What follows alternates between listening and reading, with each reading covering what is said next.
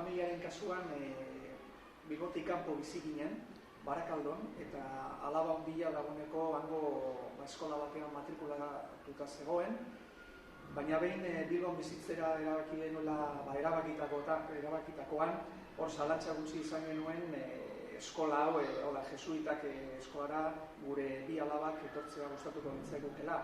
Hor zalantza gutxi izan genuen, eta nik uste dut arrazoiak izango ziren gutxi gora bera berdinak edo osantzeakoak nirekin, nire kasuan, nire gurasoek ni hemen matrikulatzea bere garaian kontutan hartu zituztenak. Nik azken batean ere bai ikasi hoia naizelako hemen jesuiten eskola honetan.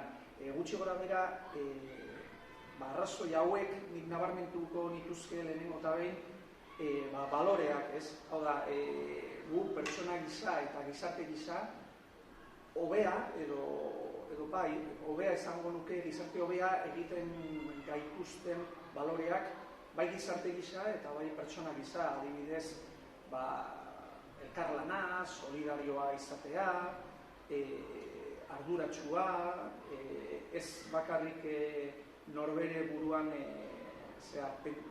buruarengan pentsatzea, baizik eta gizartea osotasun batean bezala kontutan hartzea edo pentsatzea.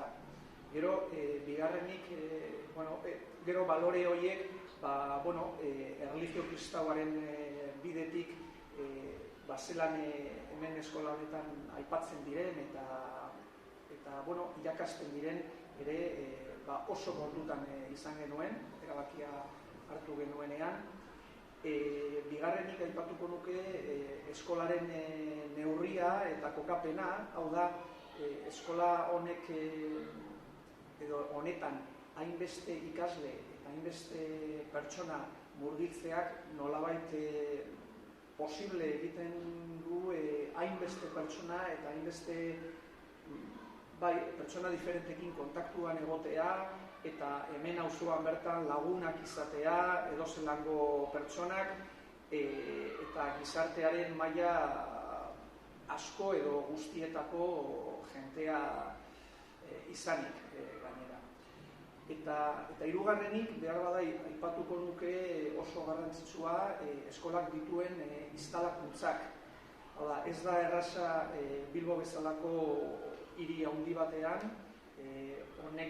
hauek bezalako instalakuntzak izatea, kirolak egiteko, edozelango jarduerak egiteko, eta baita ere, eta hau azpimarratuko nuke, asteburuetan zabalik egotea. Horrek ahalbidetzen du, adibidez, asteburu euritsu batean, eta hemen asko dauzkago horrelakoak, hemengo frontoietara, pelotan edo raketekin etortzea jokatzeko. Hori sekulako luxua da, eta uste dut azpimarratzekoa dela, zentzu horretan eskolak duen eskuzabaltasuna, azken batean behar bada asteburutan berez ez luke beharra edo obligazioa izango eskola zabalik edukitzekoa, baina egiten du eta hori postekoa da eta baita ere eskertzeko.